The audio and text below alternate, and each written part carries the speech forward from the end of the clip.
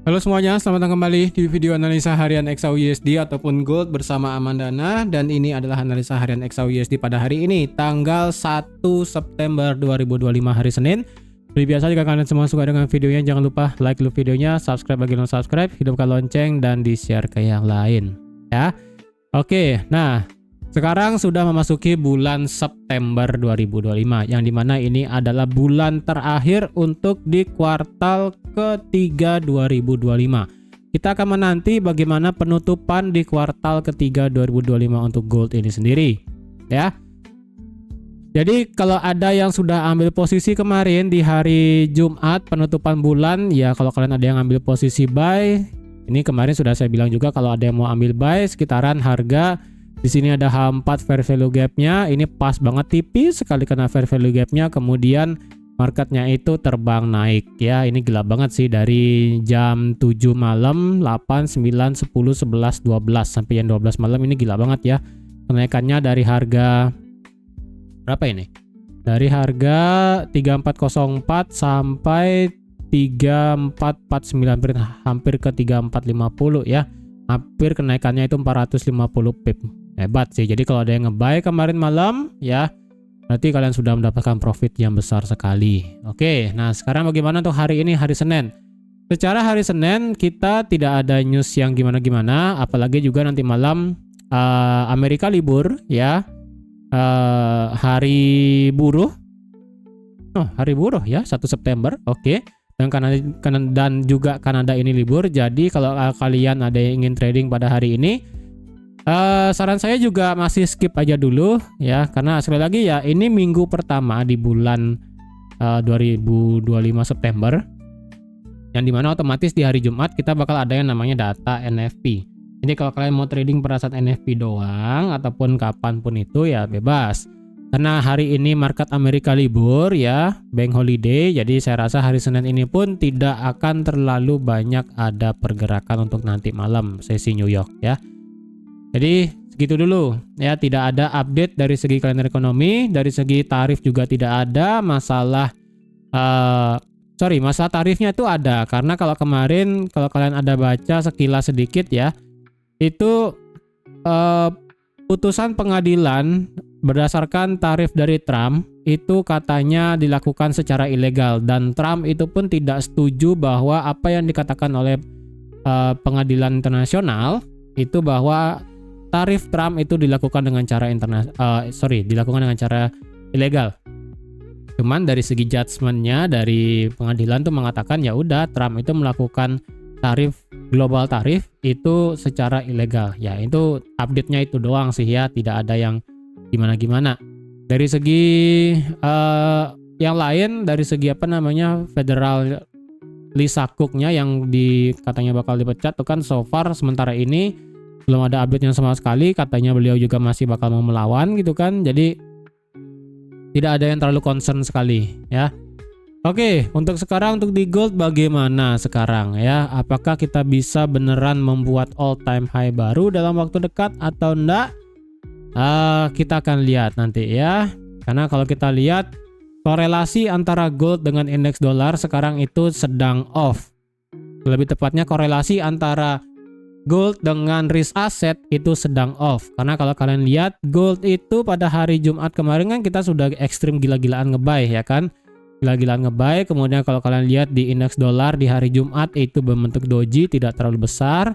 Sedangkan dari segi US 10-year yield-nya itu di hari Jumat justru ditutup dengan candle hijau. Jadi tidak ada korelasi. Sedangkan dari VIX sendiri ini naiknya juga tidak terlalu. Nasdaq ya memang kemarin Nasdaq ditutup merah di hari Jumat. Jadi korelasinya lebih ke Nasdaq kemarin ya, ke risk asset yang ada di Nasdaq. Nah, kalau sekarang apakah kita mau lanjut buy atau sell? Saya pribadi sih niatnya mau nge-sell hanya untuk koreksi. Cuman sekali lagi ya, kita apakah benar-benar sudah selesai pecah kutukan di area 3400? Kan itu sekarang pertanyaannya ya. Jadi kalau kalian ingat analisa saya, kalau tidak itu di kapan ya? Pokoknya minggu kedua ya, kalau nggak salah minggu kedua Agustus bulan lalu yang dimana saya udah bilang bakal membentuk seperti ini, ya kan? Begini, kemudian begini, nanti begini, baru dia akan naik. Nah, yang dimana kalau nggak salah saya di sana juga bilang bahwa kita akan membuat orang-orang itu terlena di area 3.400. Kemudian market itu mengira bahwa market 3.400 itu hanyalah sebuah penipuan. Kemudian marketnya drop, market mulai mengira ini adalah mengulang kejadian kayak bulan-bulan sebelumnya. Ternyata market berspekulasi salah, marketnya kemudian lanjut membuat all time high. Bisa seperti itu, ya.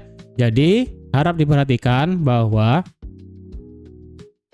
sekarang kalau dibilang apakah area 3.400 ini memang sudah clear menjadi area yang patut ditradingkan ataupun area yang patut diwaspadai ataupun area yang kalian hindari, kalau dibilang jawaban saya adalah tunggu dulu, ya, tunggu dulu. Kalau saya pribadi lebih baik wait and see.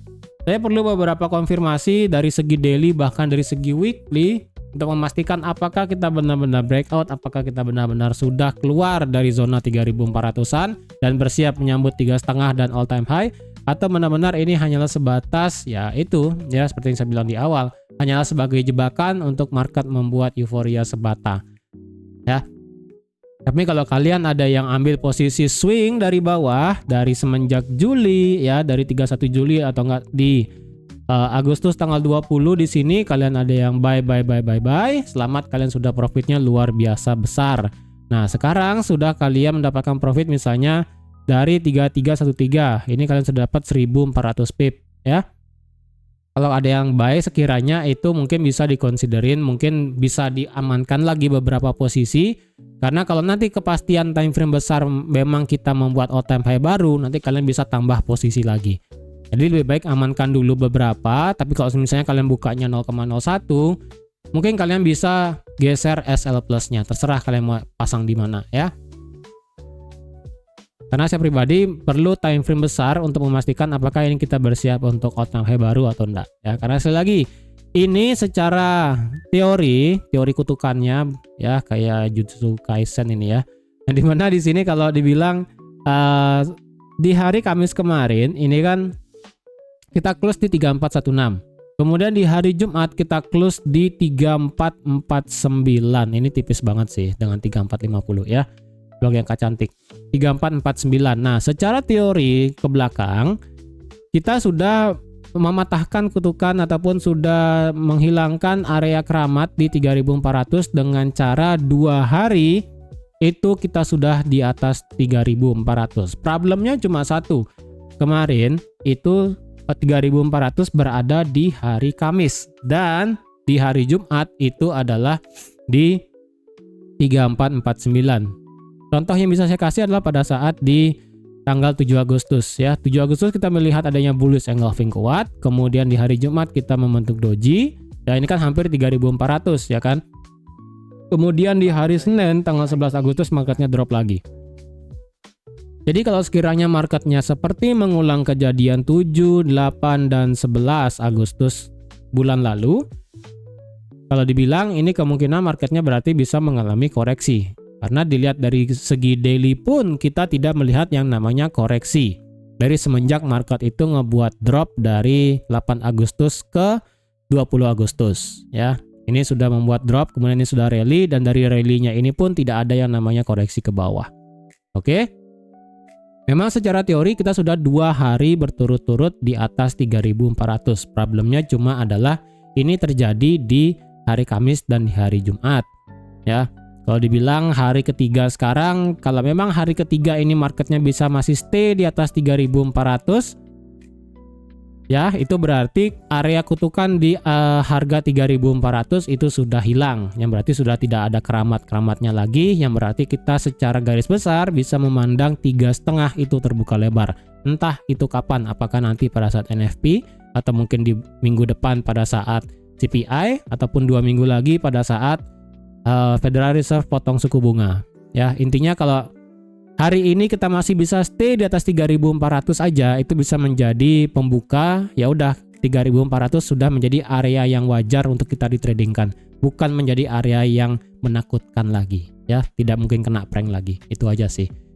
Ya, dari segi monthly kalau kita lihat Sebenarnya dari segi monthly indicator dan juga dari segi monthly candle ya. Memang ini kan dari segi indikator kalian bisa lihat ini marketnya pure membuat masih bukan membuat sih ya. Masih di dalam zona overbought. Kemudian dari segi RSI juga masih kencang sekali di atas 80 ya kan. Kencang di atas 70 sama sekali. Cuman saya ada sedikit rada worry. Ya, rada worry. Nanti worry-nya di sini saya akan buat analisa khusus ya untuk prediksi all time high ke depannya. Nah, ini ada saya membuat satu worry ya dari segi indikator monthly. Bukannya tidak bisa terjadi, cuman saya sedikit worry aja. Karena dari 1 Mei sampai 1 Juli, ini kan beneran 3 bulan sideways ya. Lebih tepatnya memakan kuartal kedua 2025 itu sideways kuartal kedua. Ya, dan memasuki kuartal ketiga itu sudah mulai bullish lagi. Dan ini mengindikasikan apakah di sini marketnya membuat rally base rally. Kemungkinan membuat rally base rally dari segi monthly. Cuman kalau dibilang apakah ini bakal beneran nge-shoot tinggi banget, ya saya prediksikan masih bisa membuat all time high. Cuman yang saya worry-nya adalah ada satu kejadian yang mungkin entah ini bakal terjadi atau enggak. Ya, nantilah itu saya buat analisanya khusus ya sendiri. Dari segi monthly kalau kita lihat di sini kita membuat yang namanya bullish engulfing di monthly ya. Yang dimana di bulan Agustus kita sudah menutup di high tertinggi di bulan Juli ya di 3438. Jadi kalau dibilang apakah ini marketnya beneran bakal lanjut bullish, saya rasa iya. Kalau dibilang apakah dengan teori candle ataupun teori besaran candle, kalau dilihat berarti dari segi monthly ya kita tarik aja Fibo-nya dari candle ke dari bodinya aja ya. Dari bodinya kalau kita lihat setengah dari bodinya ada di harga 3369 berarti dan di 1,8 ada 3350. Berarti untuk di September sekarang adalah market tidak boleh turun lagi di bawah 3350. Mentok terjauh adalah 3350 jika ingin mengalami koreksi. Ya, tapi kalau yang bisa saya lihat sih mungkin at least sampai 50% ke 3370 atau enggak ke angka cantik yang kayak kemarin yaitu di 3375. Kemungkinan sih bisa sampai sana. Yang penting toleransinya adalah sampai ke 61,8 yaitu yang ada di harga 3350. Ya, sampai sana. Kalau sampai melewatin 3350 close daily ataupun weekly, saya rasa itu bakal lumayan berat ngebawa XAUUSD all time high lagi. Tapi semoga sih enggak ya.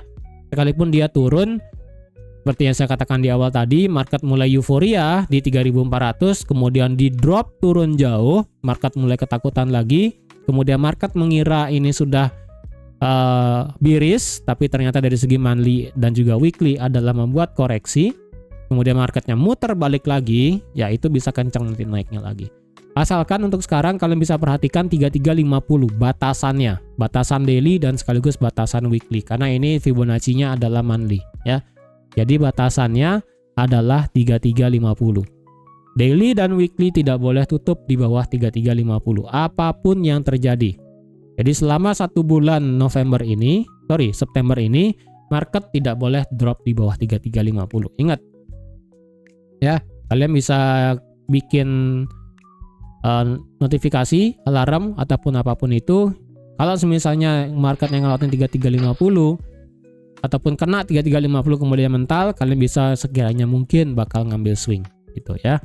Yang penting di sini dari segi monthly kita sudah membuat bullish engulfing dan kemungkinan ya udah ini marketnya bisa untuk lanjut all time high lagi untuk nge-sweep high yang ada di 3500. Karena kalau dilihat dari segi monthly kita sudah nge-sweep semua candle high-nya. Di Juli kita membuat penutupan, kemudian di Juni kita sudah nge-sweep, apalagi di bulan Mei. Otomatis di penutupan di bulan Mei dan juga di bulan Juli itu sudah ditutup semua. Kemudian di bulan Juni ini hanya nge-sweep doang. Jadi ketika sudah nge-sweep doang, jadi potensial turun ada asalkan yang tadi tidak ngelewatin 3350 ya. Itu dari segi monthly. Dari segi weekly kalau kita lihat ya kalian tahulah ini bakal ngebentuk pola apa ya. Dari segi weekly, kalau dibilang apakah kita sudah membuat clear yang namanya break dari suatu resisten. Secara weekly, ya kita sudah break di atas resisten. Anggaplah kita pakai di 3435 ya. Karena kemarin saya udah bilang yaitu angka keramatnya adalah 3434. Dan kalau dibilang ini adalah sebagai resisten weekly, ini bisa dikatakan iya. Jadi kalau dibilang apakah weekly di sini kita bisa kemungkinan retest ini kemudian lanjut terbang. Kemungkinannya ada, tapi saya rasa kemungkinan itu agak kecil. Ya, agak kecil, bukannya nggak bisa, agak kecil. Karena kalau dibilang posibilitas yang kemungkinan lebih terjadi adalah market itu secara weekly adalah at least mengisi setengah dari body candle yang sudah terjadi pada minggu lalu. Jadi kalau setengah dari body candle minggu lalu, kalau dilihat adalah sekitaran 3410 dan 61,8 ada di 3400. Jadi menurut saya untuk lebih make sense adalah di sekitaran 3400. 3400 sampai 3410 ya, range-nya sebesar ini. Sebesar dari 61,8 sampai 50%. Menurut saya ini lebih make sense jika semisalnya marketnya itu melakukan koreksi untuk meretest daripada resisten become support juga di weekly pada 1, 2, 3, 4 minggu yang lalu ya, dan juga meretest weekly high yang ada di 3 minggu yang lalu antara 3407 sampai 3405. Jadi saya lebih prefer ini marketnya turun sampai sini kemudian nge-spike naik tinggi dan close-nya itu di atas 3435. Tapi walaupun semisalnya minggu ini close-nya di bawah 3435, saya rasa tidak menjadi masalah karena otomatis secara daily kan kita sudah di atas 3400 selama 3 hari, ya kan? Jadi itu tidak menjadi problem sih. Ini hanyalah sebatas resisten dari segi weekly yang sudah dijebol. Itu aja.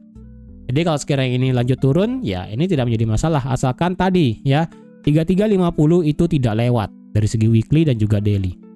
Kalau weekly dan daily-nya lewat lagi di bawah 3350, well itu bakal susah banget diprediksi kemana arahnya. Ya. Oke, dari segi weekly seperti itu, apalagi indikatornya kalau kita lihat stokastiknya mulai ngangkat ke atas, mulai ada gap-nya lumayan besar. Kemudian dari segi RSI di sini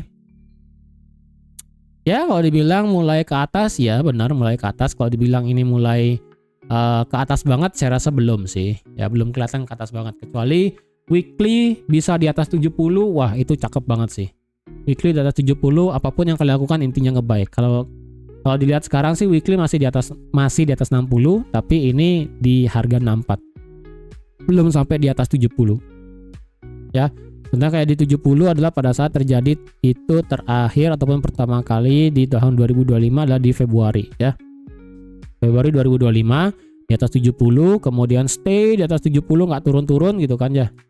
Itu jadi kalau dilihat lebih prefer untuk ambil posisi buy. Kalau sekarang sih kita masih tahan aja dulu ya. Itu dari segi weekly, dari segi daily kalau kita lihat ya ini 3434 ini masih menjadi angka keramat.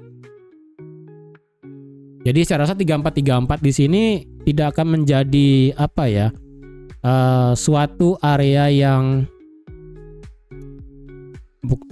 bisa dibilang tidak akan menjadi suatu area yang krusial banget lah ya, tidak akan menjadi area yang krusial banget dari segi daily.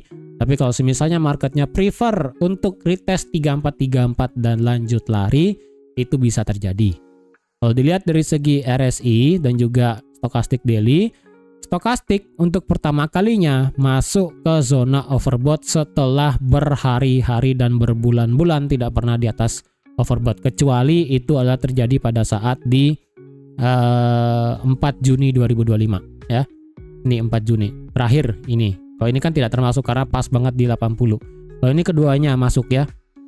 Keduanya masuk, yang slow dan juga fast masuk ke zona overbought.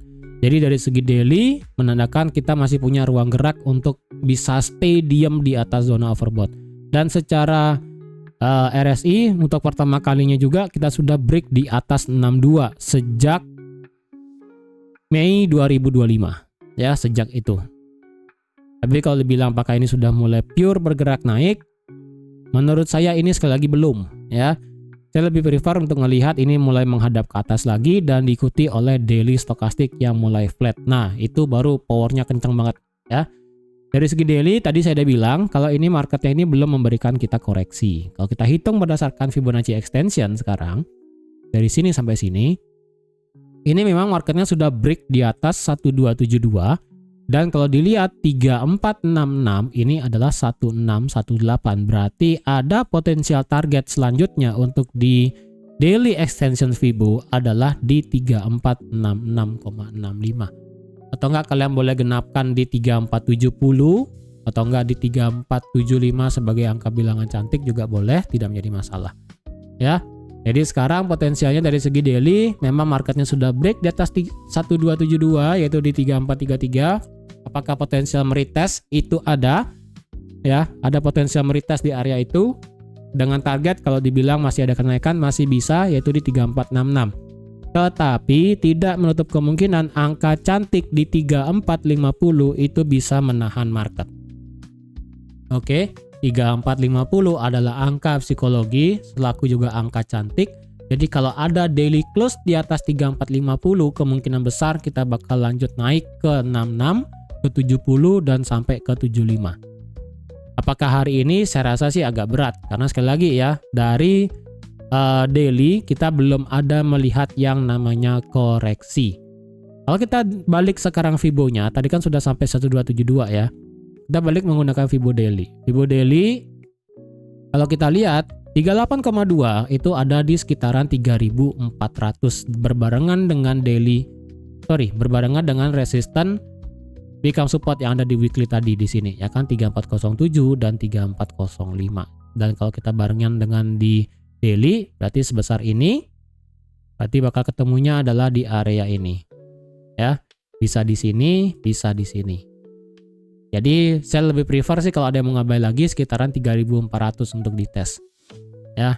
Kalau dilihat 61,8 itu adalah rally base rally-nya, memang sih ini sudah dites sekali, cuman kalau ada yang memang marketnya turun sampai sini sih ya masih bisa, itu aja. Tadi saya udah bilang kalau dari segi daily, kalau misalnya daily tutup di bawah 3350 berarti daily-nya itu bakal turun sampai ke 78,6. Dan dimana itu bakal susah sekali sih, bakal bisa naik lagi, itu aja sih. Tapi kalau menurut saya sih ya, dengan berkaca pada kejadian kemarin, ini kan lumayan ya. Dari sini sampai sini aja 61,8. Pas 61,8 kemudian terbang naik, ya kan. Jadi kalau misalnya ini marketnya turun sampai 61,8 berarti bisa sampai ke 3365. Dengan syarat 38,2 wajib lewat dulu. Ya, kalau 3400 nggak bisa menahan market berarti potensial terbesar adalah marketnya bakal koreksi lebih dalam sampai ke 3375 atau nggak 3365 dan sebagainya. Ya. Coba saya hitung target dulu apakah ini sudah selesai atau belum ya. Seharusnya sih sudah selesai, kita masih punya target. Oke, 3537. Oke lah ya. Ini seharusnya kita ada koreksi turun ke bawah. Jadi kalau seandainya itu memang terjadi 61,8 di sini 3,5 ya. Berarti sampai 3360 berarti.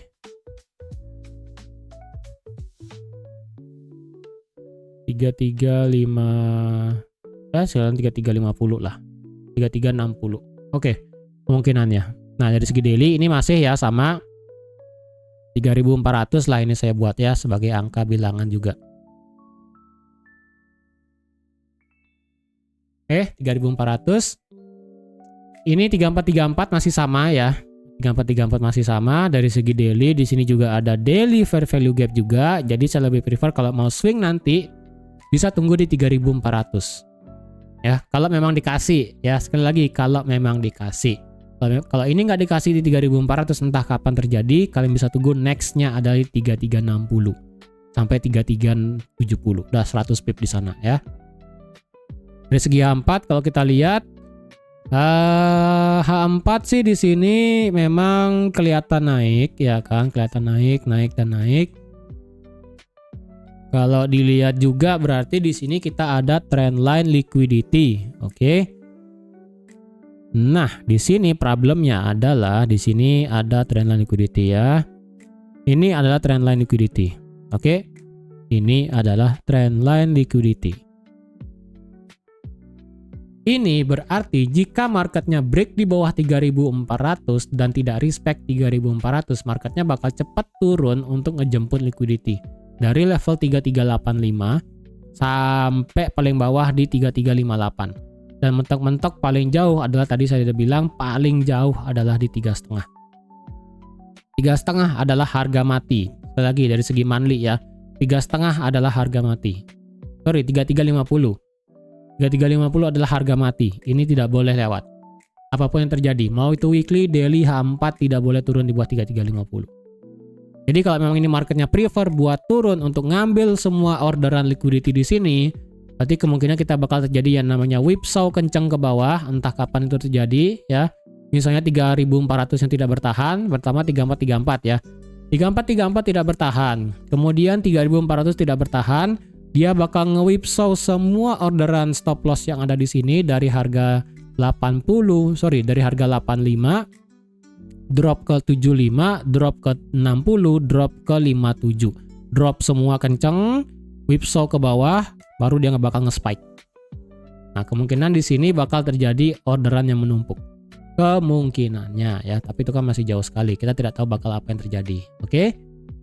Nah, dari segi H4 tadi indikatornya kan menunjukkan ini potensial terjadi bearish divergence ya. Ini ngebuat high, kemudian secara stokastik ini potensial ngebuat lower high. Jadi potensial ngebuat yang namanya bearish divergence secara H4 dan dibarengi dengan nanti misalnya stokastik yang nge-cross nanti dan juga RSI yang bisa drop di bawah 60 lagi sekali, ini potensial bakal turun. Sampai mana turunnya? Kalau dibilang secara Fibo H4, apakah ada Fibonacci yang kita bisa pakai dari segi H4? Nggak ada ya, kita nggak bisa pakai Fibonacci H4 kali ini marketnya ada ngebuat liquidity soalnya. Tapi kalau kalian mau tarik swing pendek berdasarkan Fibo ya ini sih. Ini Fibo H4 dan juga H1 jadi satu seharusnya ya. Di sini 38,2 ada di 3434. Kalau ngelewatin ini kayaknya candle nggak punya ekor nggak sih? Ya di sini candle nggak punya ekor sampai 3428, berarti turunnya bisa sampai 50%. Dan kalau ekstrim sekali, ya udah dia kemungkinannya adalah untuk meretest resistance become supportnya yang ada di sini. Dari 3423 sampai ke 3417. Ini sih. Dan kalau kita tarik Fibo-nya yang tadi dari sini sampai sini maka ketemu ini adalah area 61,8-nya. Ya. Kemungkinan sampai sana. Kalau dia break berarti ya udah 3400 bakal nyelam sedikit sampai 3390. Nanti kita akan lihat ya yang mana lebih prefer marketnya, apakah ngelihat dari sudut pandang resistance become support H4, Fibonacci H4 dan juga H1 atau daily 3400-nya di sini. Ya, kita akan lihat lebih jauh nanti seperti apa. Untuk sekarang sih saya memang lebih prefer ini membuat koreksi. H1 ini sudah membuat divergence-nya sudah jadi ya.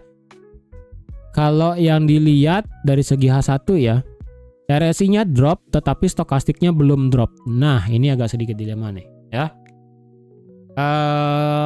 Kalau udah kayak begini ya, kalau kayak begini sih kemungkinannya marketnya bakal koreksi agak dalam ya.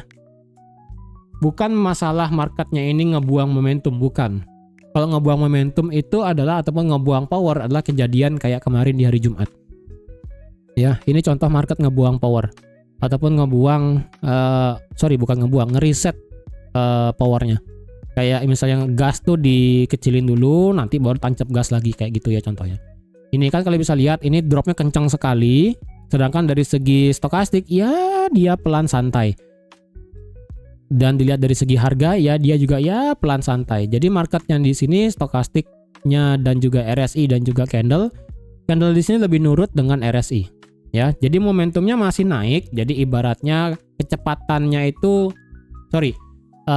kalau kita ibarat ngebut di jalan itu kan ya kayak ibarat mau ngoper gigi lah bahasanya ya, ataupun ya gasnya dikecilin tapi motornya masih dalam akselerasi yang cepat gitu kan ya.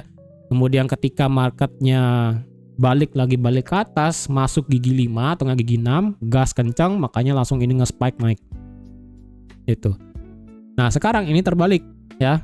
Momentumnya beneran hilang ya. Momentumnya kalian bisa lihat momentumnya beneran hilang dan dibarengi dengan marketnya yang drop kencang ke bawah sekarang. Tetapi dari segi powernya ini belum kelihatan turun. Jadi ibaratnya gasnya tinggi ya, gasnya tinggi, cuman gas tinggi di sini akselerasinya itu mulai turun ya. Gasnya tinggi, cuman akselerasi mulai turun. Nah, kalau dibilang berarti kemungkinan ini marketnya bakal lumayan agak ke bawah koreksinya sih. Karena kalau ini momentumnya hilang, kemudian nanti dibarengi dengan gasnya yang hilang ataupun powernya hilang, ini bisa langsung ngedrop lumayan, entah ke 3.400 hari ini atau enggak ya mungkin ke 3410 lah paling jauh ya. Karena kalau dibilang hari ini kan marketnya sudah drop sejauh berapa ini? 150 pip. Kalau drop sampai 3410 berarti itu adalah 415 pip ya, itu masih make sense sih. Tapi kalau dia turun sampai 3400 itu 527 pip. Kayaknya agak berat, bukannya nggak bisa ya. Nanti kita akan lihat aja lah yang mana lebih market yang dilihat, apakah momentumnya yang beneran hilang atau hanya sekedar mereset. Ini kita masih belum lihat ya. Dari segi H1 itu tadi Fibonacci yang bisa saya kasih ya. Karena Fibonacci dari segi H1 juga sama soalnya. Dari sini sampai ke sini. Saya tidak prefer buat nge-sell ya. Saya tidak prefer nge-sell, saya prefer buat nge-buy. Hanya saja kalau dilihat apakah saya prefer nge-buy di 3400, jujur saya lebih prefer nunggu 1 hari. Saya skip hari ini, saya akan tunggu di hari Selasa. Ya, saya ingin memastikan apakah ya siapa tahu ya kan hari ini tiba-tiba marketnya tutup di bawah 3400 ya, kita bisa apa? Ya, market hari ini tiba-tiba tutup di bawah 3400, itu kalian yang semula profitnya agak besar tiba-tiba ya nggak tahu dah ya. Makanya saya lebih prefer sih saya skip hari ini. Tapi kalau kalian mau trade hari ini ya itu 3434 selaku resistance income support. Kalau itu tembus bisa tunggu di 3425 sampai 3415. Kalau itu tembus lagi ya udah 3400, the one and only. Itu aja sih. Ya. Kalau ada yang mau nge-sell, kalau harga bisa tembus 3434 secara H1 atau enggak secara H4 ya kalian mau ambil sell tipis-tipis ya silahkan sih. 615 sih di sini ada demand-nya ya. 15 ada demand. M5 bukan, M1 bukan, M3 bukan. M3-nya sih ini demand cuman belum kena, M5-nya bukan, M15-nya bukan, M30 bukan, H1-nya juga bukan. Oke, kalau dibilang kemungkinan ini marketnya bisa lanjut turun. Coba kita cek ya. Nah, sampai mana ini turunnya ya kan? Sini sampai sini. 1618 3433. Ini possible bisa sampai sini sih. Ya, kalau dibilang market structure gimana ya? Market structure semuanya sih bullish, udah ini udah nggak ada obat ya, nggak ada yang bisa kalian koreksi lagi. Tetapi lucunya dari segi H1 sebenarnya ya. Dari kapannya? Dari mungkin bisa saya bilang dari hari Selasa 26 Agustus ya. Market itu ngebuat yang namanya break of structure dengan ngetes inducement secara terus-menerus ya. Kita mulai dari sini ya, dari Selasa. Ini marketnya ngebuat boss, kemudian dia ngebuat change of character ya. Tapi change of character di sini berubah menjadi break of structure. Jadi otomatis di sini adalah inducement-nya. Saya udah bilang kemarin 75 harga mati. Ya kan? Kemudian marketnya turun, ngebuat break of structure walaupun cuma ekor doang, kemudian dia turun ya, change of character di sini. Ternyata dia ngebuat break of structure di sini, yang menandakan di sini marketnya ngebuat inducement. Ya. Membuat inducement kemudian dia turun. Ya kan? Ngebuat high, break of structure, turun, break of structure, turun, kemudian break of structure lagi, dan kemarin di hari Jumat marketnya ngebuat inducement di sini, ya kan? Tuh dia sudah ngambil low di sini, kemudian marketnya terbang. Terbang sampai sini, dia ngebuat low, dia ngebuat high, otomatis dia kemungkinan bakal break di bawah low tadi pagi, ya. Bukan tadi pagi sih, hari Sabtu pagi. Break. Nah, sekarang problemnya adalah kalau dilihat ya, jika marketnya mengulang kejadian dari start di hari Selasa, kemungkinan ini marketnya bisa ngebuat high yang lebih tinggi. Oke, ini masih possible market itu bisa ngebuat yang namanya inducement-nya bakal pindah. Karena inducement-nya ini dari kemarin-kemarin itu pindah, ya. Jadi inducement pertama itu di sini. Oke, di sini inducement H1. Kemudian marketnya pindah ke sini lagi. Kemudian marketnya pindah ke sini. Ya, di sini inducement terakhir. Nah, jika semisalnya nih marketnya dalam beberapa jam kemudian break di atas 34, berapa nih high terakhir tertinggi nih?